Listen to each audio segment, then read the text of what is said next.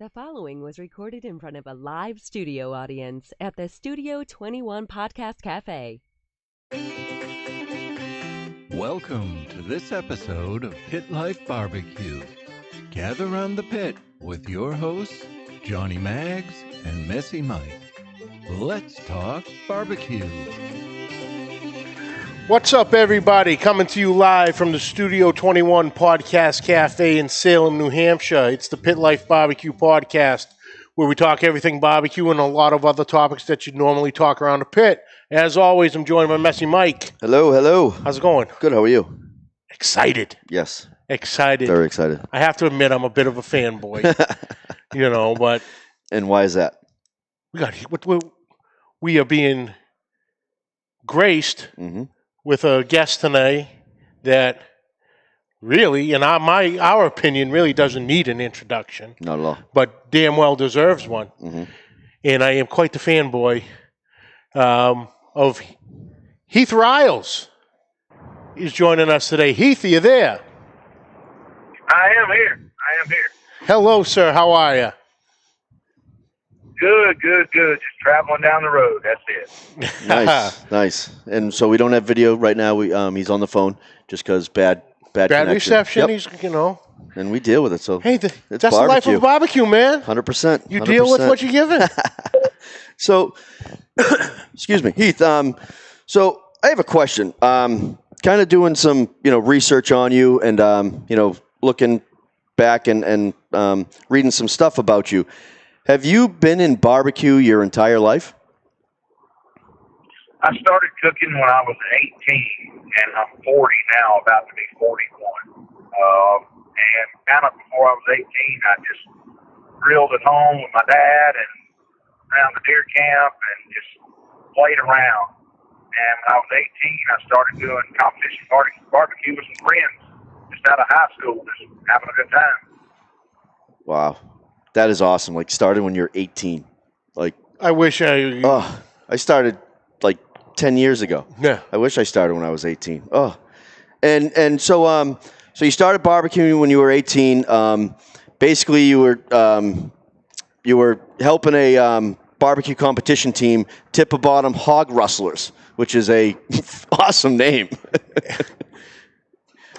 But like, what were you Go ahead. That was a friend of mine's uncle. He had a KCBS team, and kind of how we got started, we cooked with him a few times to help him because he didn't have any teammates. Yep. And he was going out of town one weekend, and there was a local contest there in town. And so we kind of had a practice cook with him, and he let us use his grill and pretty much cook his recipes. And we had a little bit too much fun. We didn't get dead last, but there was a little bit of beer involved. Yep. And we had a good time. And he said, look, boys, he said, if y'all going to do this, he said, y'all got to be your own thing and build your own grill and all that. So I went out and got some gas pipe and built my own grill and just started going from there. Wow. That's awesome. Yeah. Oh, and so so you started with, you've actually been on a few competition teams. What makes you, what makes you kind of change and move forward, per se? And, why did you decide to, this was time to go out on your own? Well, kind of my whole story here, I got a divorce, and I moved to Olive Branch, Mississippi, and me and several guys that we all hung around in the same bar and all that kind of stuff. I already had my small barbecue team. They said, look, we ought to get together and start cooking, but let's change the name. And I said, well, cool, let's do it. And so we come up with the name Boar's Night Out. Yep. And Eric Hodgson, yeah. And we had fun for several years, and it was just, buddies and chasing girls and just having a good time. And I got more serious, and everybody kept partying. And I was dating my wife at the time, and I said, look, I'm going to let y'all have this. I'm going to go cook with another buddy of mine over here, and we're going to go cook and be serious. And so I did have a 10 Bones barbecue west, and me and him got into some business ventures together, and they just didn't work out with how they should. And, I was about to start my own team. I was building a Traeger, and I met some guys, and they were like, "Look, let's cook under Victory Lane Barbecue." You know, we kind of use that as a tailgate name, and we'll go from there. And so we did, and it started working out real well. And I started marketing some of my products that I've always made under it. And one of the guys on the team decided that he was gonna go out and LLC the name, and thought he was going to capitalize on it. And so I let him have it, and just started under my own name. I mean, that's the basic story. So all the sauces and stuff that you made for Victory Lane, did you let him, keep all those, and then you had to develop, new products for Heath Riles? No, I kept all of my recipes and all of my stuff, nice, and put them under my label. And they kind of went out and kind of done their own thing, put their own spin on some of those products. Yep. And done that. None of those guys are really cooks, and nothing like that. One of the guys that kind of LLC the name has always wanted a restaurant, and me and him didn't see eye to eye. And so he wanted to do his own thing, and I'm not going to do somebody's way. And honestly, the name was to me because I was the brand. Gotcha. And so he has somewhat of a bad connection sometimes because he's in Waycross, Georgia, which is in the middle of nowhere, Georgia. Oh, yeah. That's all right. We can make that work. Oh, yeah. We can make that work. Oh, yeah. So, Heath. Oh, that sounds like a drop. Yep. The bad connection just got a whole lot worse. I'm going to try to dial them up while you guys dance on the stage. So, I mean, we're talking Heath Riles of Heath Riles Barbecue. Mm-hmm. We are talking, we'll go few accolades here. 4-time Memphis Barbecue Network, or MBN. Yep. Overall Team of the Year. 3-time MBN Whole Hog Team of the Year. 4-time MBN Pork Team of the Year, 5-time MBN Rib Team of the Year. He knows what the hell he's doing. Oh, yeah. And he's done it with multiple teams, so it's not just... It's not one consistent... Correct. So it's... On. The going factor is Heath Riles. Yeah. He's the man, and he's a damn good cook. But even like he was talking about Boar's Night Out, and he was telling the story, which Boar's Night Out, again, I thought there was a connection with him and Boar's Night Out. I knew definitely him and Victory Lane. Yeah. But I thought that on Malcolm Reed's podcast, Malcolm had said that Heath was involved with Boar's Night Out. Mm-hmm. And all they did was they just wanted to cook and have a good time. That's it. And they were all divorced. So they're like, what better way to go have a good time? Let's get a trailer. Can you hear me now? Yes. We got you. I was just going through a few of the accolades here. And you have quite the resume, sir. And I was just saying, 4-time MBN Overall Team of the Year, 3-time MBN Whole Hog Team of the Year, 4-time MBN Pork Team of the Year, 5-time MBN Rib Team of the Year, and I know I'm not the first, but I will jump in line. Congratulations on your 70th Grand Championship that you had this past weekend. I appreciate it.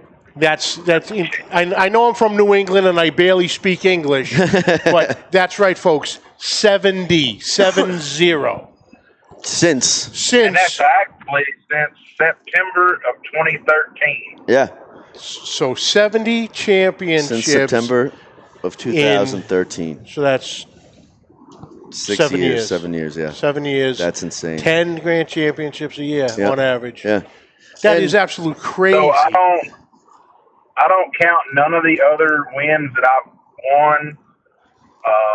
Like with when I cook with tin bones or boar's not out or none of that. I don't count any of those. I just count since I was the head cook since 2013. Wow. So all the other ones ain't even on the checklist. Wow. That's just under Heath Riles barbecue. That's even more impressive. Yeah. You know what you're doing. Hands down. So how did the first time I actually, I'm a member of the MBBQA and we go out to the conferences and stuff like that. But again, everybody's nice. Everybody talks to each other. But you guys got so much going on.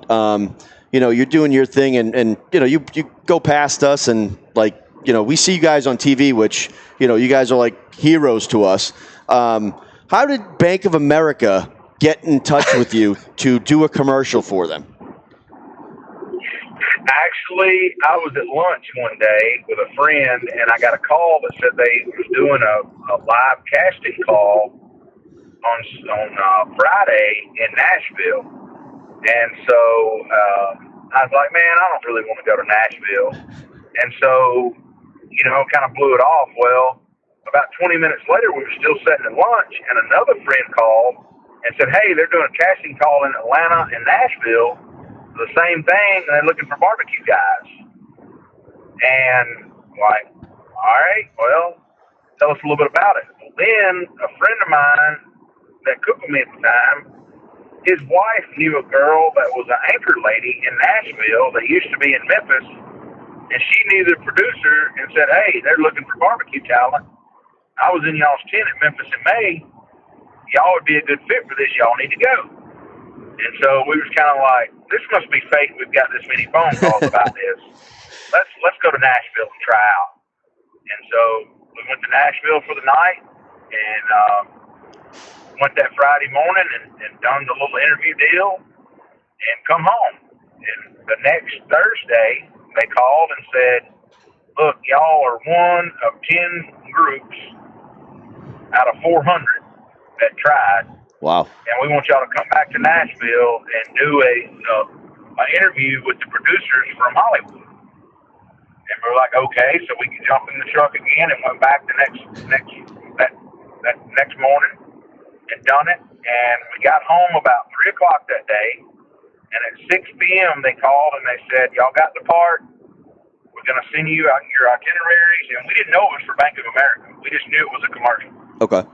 And they said, we're going to send you your plane tickets. You fly out Sunday to L.A. You'll be gone a week. And they sent us first-class plane tickets and all the itinerary and hotel information and personal driver information and sent a limo to pick us all up. And, damn. And we flew out on Sunday on my birthday. That's a nice present, huh?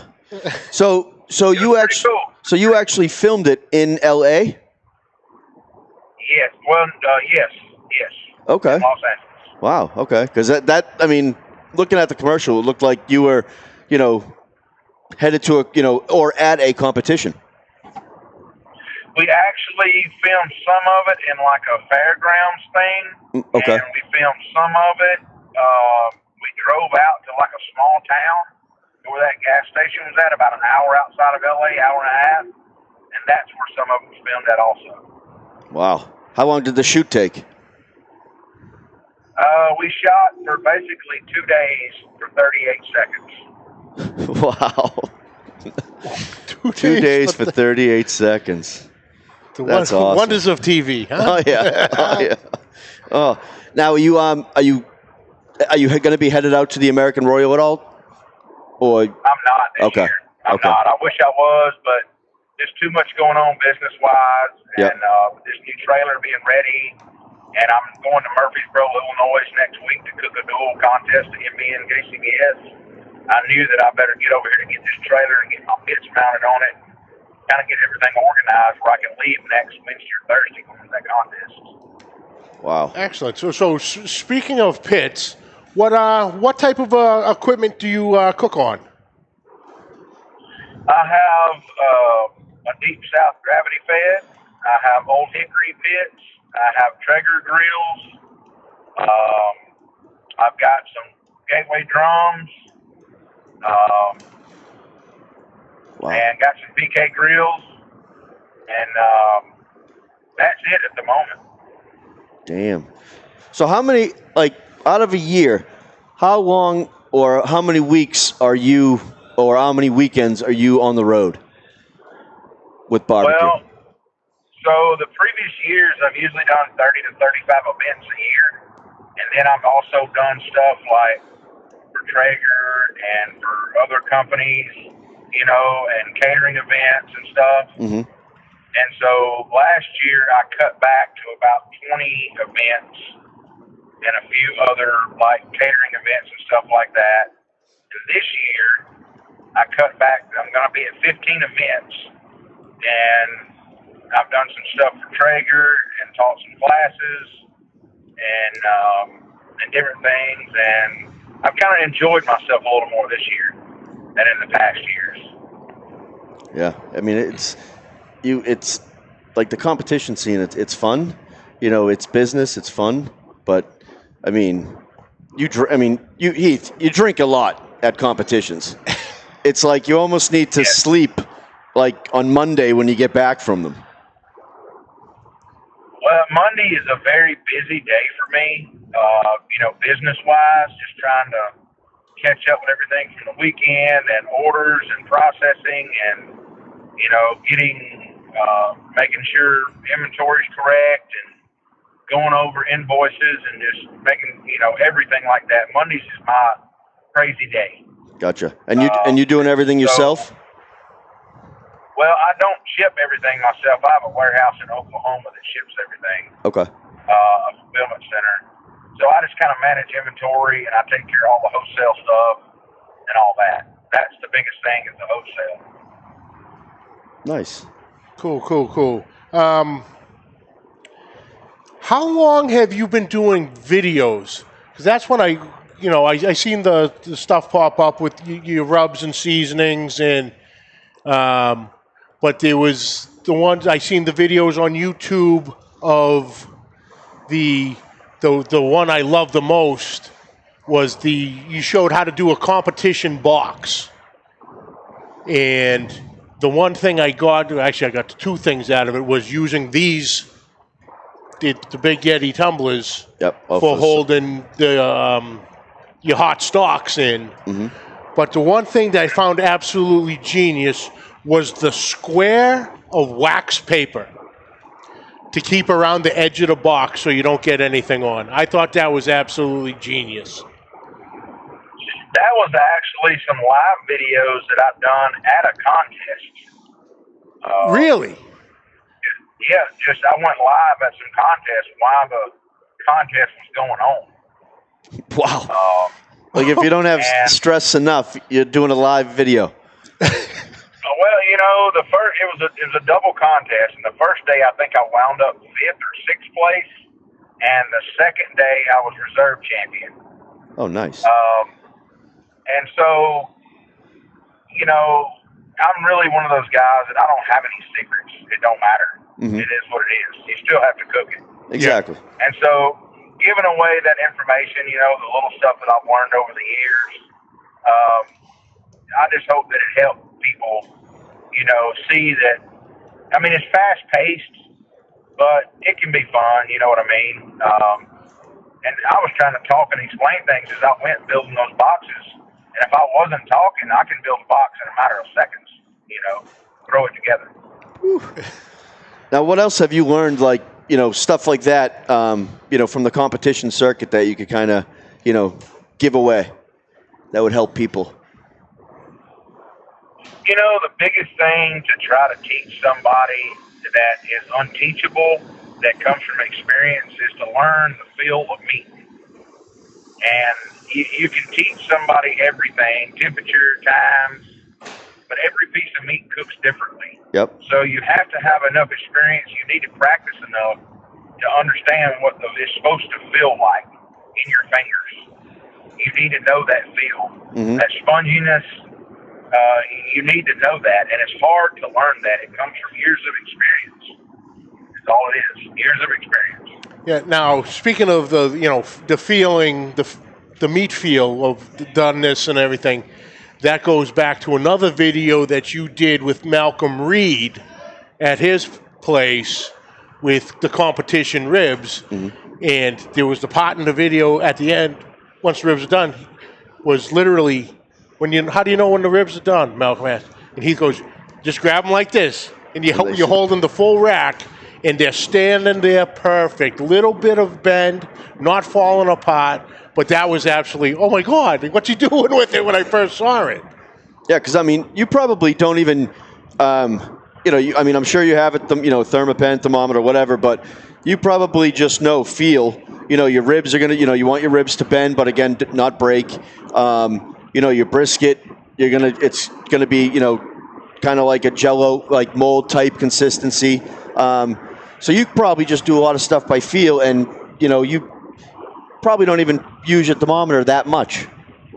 No, actually, a thermometer is the one thing that I would recommend if you don't have is, because you still need to look at the temperature, and, it goes in instance what kind of brisket you're cooking or what kind of butt you're cooking or what kind of ribs. Every breed of animal has a different finish temp, and you also have a different finish tip point depending on how hot you're cooking or how low and slow you're cooking. So something low and slow is going to finish sooner, like at 200 degrees for a brisket, versus hot and fast is going to be to 212, 215 before it finishes. Gotcha. And so it just depends on all that. You have to take all that into measurement and know what that feel's supposed to be like. So I still gauge it with that Thermopen, and then I feel it to make sure it's right. Gotcha. And when, like you were saying, Heath, you're willing to teach and you're willing to give away secrets, and I kind of feel like you're, all like you big barbecue guys. I feel like you're all like that. You're all willing to share because, again, like you said, you still have to cook it. Some guys may have, a couple of secret ingredients or whatever, but most of the time that I've been out and, talked to, you guys, you've been willing to basically tell all, and, as much as help that we need, you've been willing to give it to us. So that's awesome. And that's what it's all about. It's about helping one another. And that's what it should be about. I'm not I try to help as many people as I can. And sometimes these days it's hard to respond to all the messages on Instagram and Facebook. Because it's me responding. My wife, she can answer some of the questions, but it's hard when you get, 50 to 100 messages a day. Trying to keep up with that and the normal business stuff is hard. It's hard. That's crazy. I wouldn't know what that is like. I have some people that fully understand that, and I have some people that get mad at me because I don't respond to every message.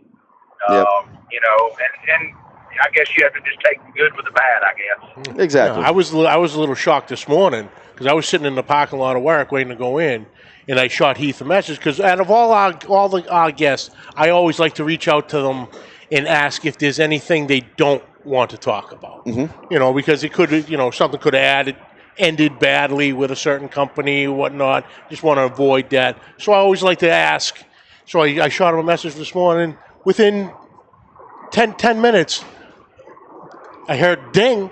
And it was Heath getting right back to me. I was shocked. I'm like, oh my God! I'm messaging with Heath Riles. This is one of the best days of my life. But Heath, I try my best. I try. Now you said you do a lot of work you work a lot with Traeger, and you had done. And I listen to Malcolm Reed's podcast religiously, and you did an episode with him a few months back that you guys were out at the Traeger offices. Can you tell us quick, the one story of that episode that stuck out to me was the Traeger cake? That was, to be fully honest with you about the Traeger cake, I was standing beside it for 30 minutes and didn't realize it was a cake. I did not know it was a cake. It looked so real that I didn't know it was a cake until they moved it and said they're going to cut the cake. And I said, where's the cake? And they said, this is the case. Because it was a full-size grill. Wow. Yeah. That's A awesome. full-size Timberline. In the Timberline, that's a big grill. Yeah. Yeah. Wow. It was huge. That's awesome. Huge. And go ahead. Now, watching, looking at a lot of your rubs and your sauces and everything, how do you come up with like a blend? You'd have the habanero, the jalapeno, and all that stuff. How do you figure out like a nice combination to come up with all your seasonings? So believe it or not, I perfected a couple rubs, and those two rubs have kind of developed into everything else. I would take out ingredients and add ingredients. And the key to building a rub, when I first got into this, Paul Kirk has a cookbook called 101 Marinades, Rubs, and Sauces, something like that. 101, I think it's a small book. And in the back of that book, it kind of gives you a baseline. When you're playing with ingredients to build a sauce, you only want to add teaspoons of this. You only want to add tablespoons of this. You only want to add quarter cups of this. You only want to add cups of this. And so you're not guessing when it comes to measurements. It kind of helps you start to build a base, right? Yep. And I kind of took that book years ago and kind of got started with it and kind of learned my palate of what I wanted stuff to taste like.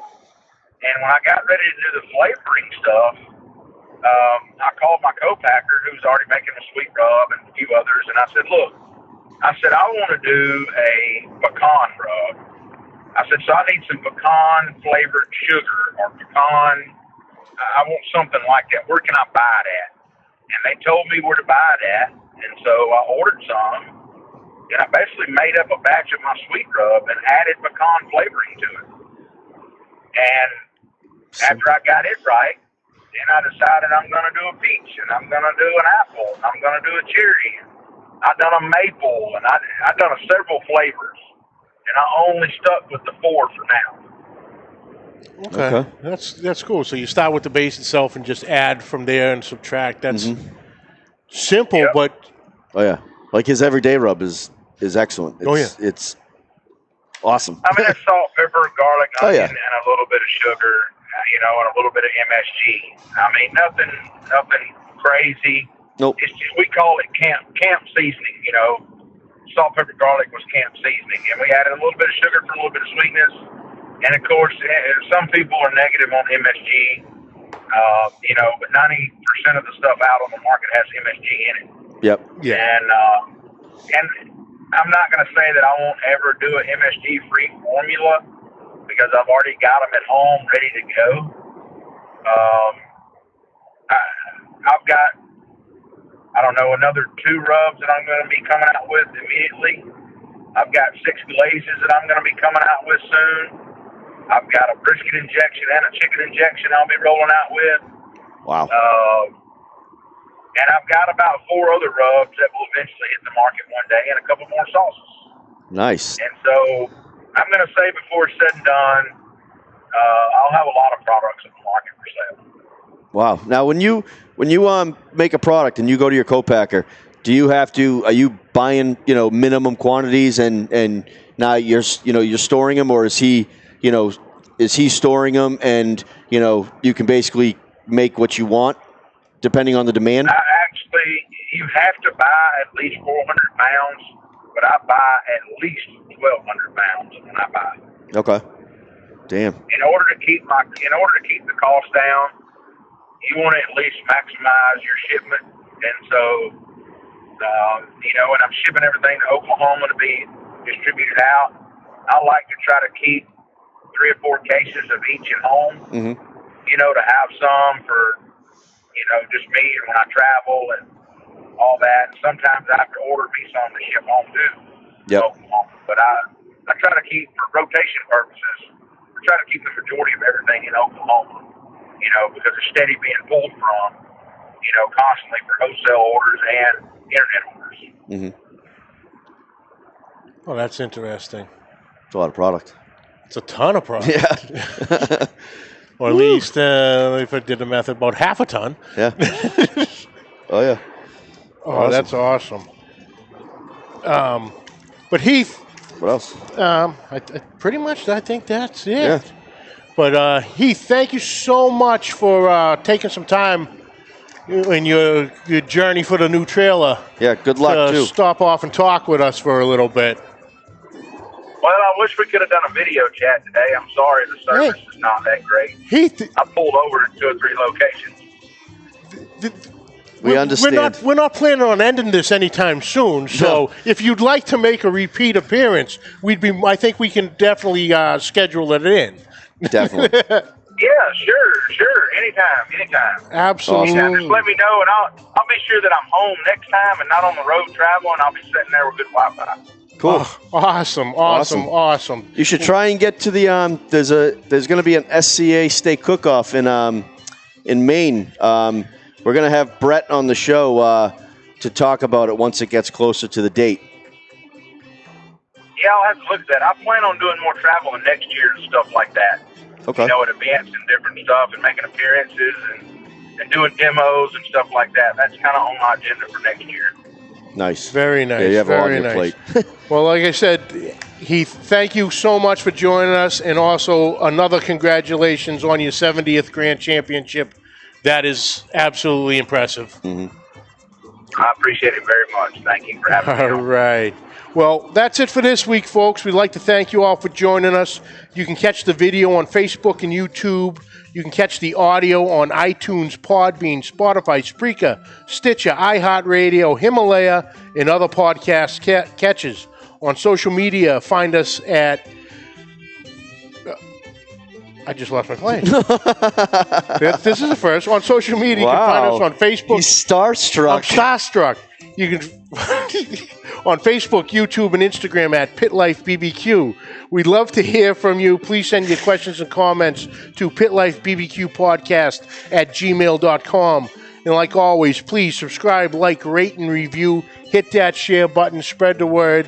We love you guys. We can't thank you enough for the support that you guys give us week in and week out. It's all about you guys. We just like to bring interesting, fascinating guests and little tidbits here and there on, hitting up the smokers. Yep. But let's get more followers on the page. Yeah, we get more followers and I think this weekend, as long as I can get the day off, I think I'm jumping in Tommy Martin's rib cook-off with a bunch of the guys from New England Pitmasters. They're all members of that page. Cool. So that'll be a nice little event he has every year. So as long as I can get the day off, fingers crossed, I'll be cooking some ribs this weekend with a bunch of the boys from the New England Pitmasters. So that'll be beautiful. fun. But right. That's it. Until next week, folks. Keep the smoke rolling. Attention, cigar smokers, or even friends of a cigar smoker. If you're looking to relax with a nice premium cigar or looking for a great gift for a cigar smoker, this is the gift that keeps on giving. Our friends at twoguyscigars.com have created the Cigar of the Month Club. For just $24.99 per month, you or your friend will receive 4 different premium handmade cigars every month, and shipping and handling is included. Go to twoguyscigars.com. That's the number 2, guyscigars.com, and go to the Cigar of the Month Club. You can stop anytime because there's no contract, but you won't because this is a tremendous deal for our listeners. Go to twoguyscigars.com. That's the number 2, guyscigars.com, and click the Cigar of the Month Club. At the same time, if you want to learn about the cigars you receive each month, you can smoke along with them on their own podcast called The Cigar Authority. Sit back, relax, and enjoy a nice premium cigar from our friends at twoguyscigars.com. The views and opinions expressed by the hosts, guests, or callers of this program do not necessarily reflect the opinions of the Studio 21 Podcast Cafe, the United Podcast Network, its partners, or affiliates.